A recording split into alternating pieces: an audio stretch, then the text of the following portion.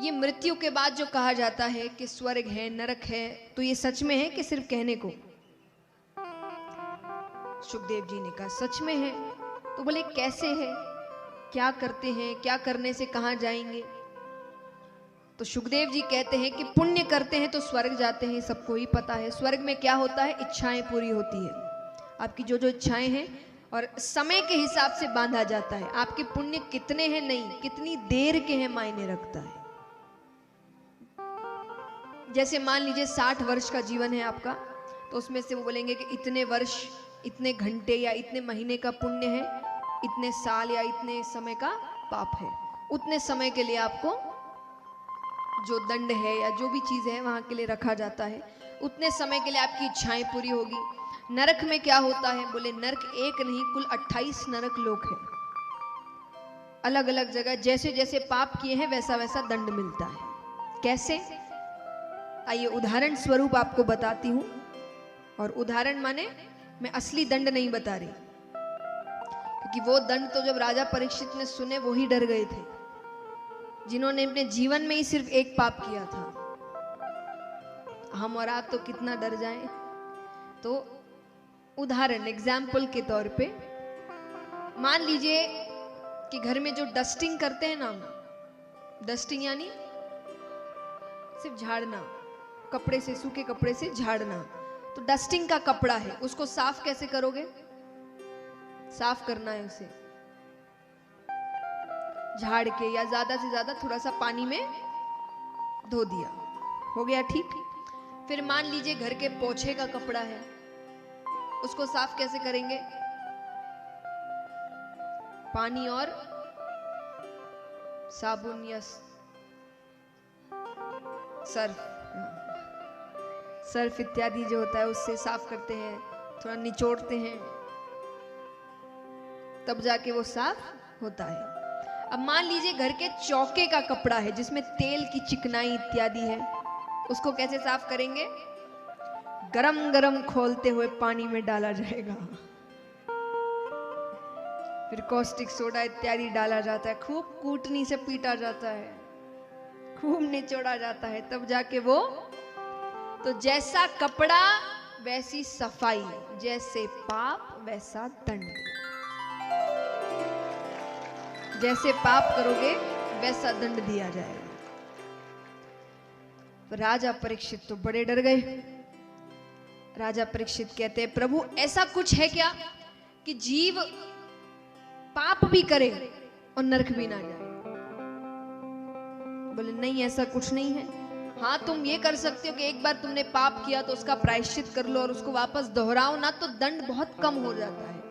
बोले नहीं, कोई तो रास्ता होगा कि जीव पाप भी करे लेकिन नरक ना जाए।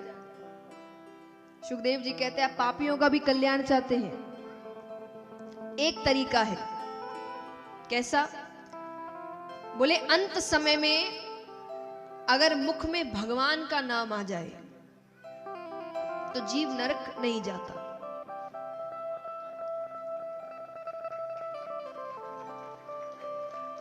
तालियों से मतलब ये नहीं कि ये बहुत आसान है। कितने तो यहां बैठे होंगे सोचेंगे हो गया हमारा काम।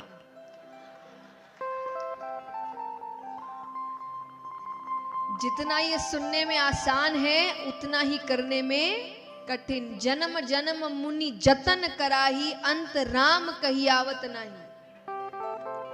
बड़ी कोशिशें की है लोगों ने, पर अंत में सबसे पहली चीज तो जो मैंने कल बताया कि अत्यंत पीड़ा होती है, ध्यान कहीं नहीं जाता। और दूसरी चीज, अगर थोड़ा ध्यान इधर उधर हो भी जाए तो ध्यान कहाँ होता है? पत्नी से मिल लूं या पति से मिल लूं, बच्चे से मिल लूं, माँ बाप से मिल लूं, रिश्तेदारों से मिल लूं, ये कर लूं, वो कर लूं, वो कर लूं। तो पूरा ध्यान इन्हीं चीज, भगवान दूर दूर तक किसी के ख्यालों में नहीं आते। तो महाराज, लेकिन ये सच है, अंत समय में भगवान का नाम ले लो तो नरक नहीं जाते। लेकिन अब हम सांसारिक लोग हैं, बिना सबूत के कोई चीज मानते नहीं। तो राजा परीक्षित ने कहा कि कोई सबूत है या किसी के साथ ऐसा हुआ है? सुखदेव जी कहते जरूर हुआ है। कन्नौज नगरी में एक ब्राह्मण रहते थे उनके एक पुत्र हुआ जिसका नाम था अजामिल। क्या नाम था? अजामिल। बचपन से अच्छे कार्य करते, पिता भी उनके भगवान को बहुत मानते। अब एक दिन बच्चा खेलते खेलते वन की ओर जाता है। वहां उसने एक शुद्ध दंपत्ति को संभोग करते हुए देख लिया। बुराई मन में प्रवेश, बाल हृदय है, कोमल हृदय है, हर चीज का समय होता है, हर चीज को समझाने का एक समय होता है। और कहते हैं ना कि बुराइयां या अवगुण ये चुंबक की तरह होते हैं। एक अगर आ गया तो वो अपने भाई बंधों को बुला ही लेता है। तो एक बुराई प्रवेश करते उसमें सब बुराइयां आने लगी। अब मदिरा पान करना, अब वो करने के लिए पिता से कैसे पैसे मांगे? चोरी करना। तो धीरे धीरे सारी बुराइयां प्रवेश कर गई। पिता की मृत्यु हो गई, चोरियां डकैतियां बनी, बड़ा सा महल खड़ा किया, खूब स्त्रियां सारी अपने साथ रखने लगा। अब कुछ समय बाद उसी नगरी में एक ऋषिगण 100 वर्षों की तपस्या करके उठते हैं, ऋषि। तो उन्होंने इस नगरी में आकर पूछा कि यहाँ किसी ब्राह्मण का घर है क्या? मुझे एक रात बितानी है। सबने कहा घर तो है पर वो ब्राह्मण कहलाने योग्य नहीं है। सिर्फ ब्राह्मण कुल में पैदा हो जाने या किसी भी कुल में पैदा हो जाने से आपको वो बना नहीं देता, आपको वैसे कर्म करने पड़ते हैं। ये पदवियां हैं। कितना ये जात पात, ये पदवी है। आपको गुरु तब माना जाता है जब आप गुरु जैसे काम करेंगे। काम ही नहीं करेंगे तो क्यों मानेंगे? फिर तो हर एक इंसान जैसा सब कोई है वैसे ही है आप। लेकिन ये पदवी है, कब मिलती है? जब आप वैसी शिक्षा ग्रहण करते हैं, वैसे काम कर्म करते हैं। तो उन्होंने कहा ब्राह्मण है पर कहलाने योग्य नहीं। उन्होंने कहा मुझे क्या करना है? मुझे एक रात बितानी है। ठीक है, जाते हैं। एक कमरा मांगा, उसके पास इतना बड़ा महल दे दिया, एक कमरा उसने।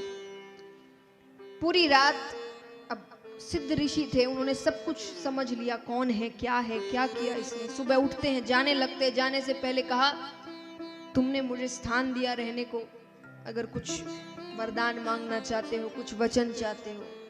उसने कहा मेरे पास सब है, जाइए आप, हो गया। उसने कहा ठीक है। ऋषि कहते एक और बात मानोगे मेरी? कौन सी बात? तुम्हारी पत्नी को अभी 10वां गर्भ है, तुम्हारे संतान होने वाली है। बोले हाँ। तो बोले उसका नाम नारायण रखना। क्या रखना? उसने कहा ठीक है। चले गए। वो बालक ही होता है, तो उसका नाम जैसे उसने वचन दिया था उसने रखा नारायण।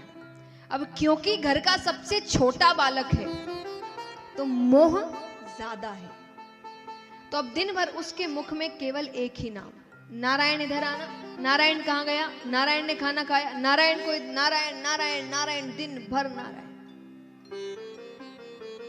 वर्ष बीतते हैं, अंत समय आता है उसका। अंत समय में जैसे ही यम के दूत आए, उसको खींच के ले जाने लगते हैं कि डर के मारे उसने जोर से चिल्लाया नारायण मुझे बचाओ, नारायण मुझे बचाओ। अब भगवान को आवाज आती है। भगवान अपने पार्षदों से कहते जाकर देखो कौन आवाज लगा रहा है, उसकी मदद करो।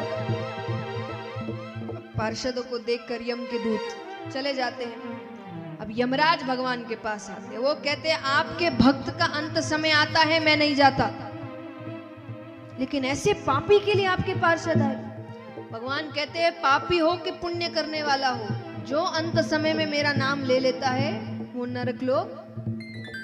अरे यमराज के वो आपका नाम नहीं ले रहा था, वो अपने पुत्र नारायण का नाम ले रहा था। भगवान कहते पुत्र समझकर, पिता समझकर, मित्र समझकर, शत्रु समझकर, नाम तो मेरा ही ले रहा।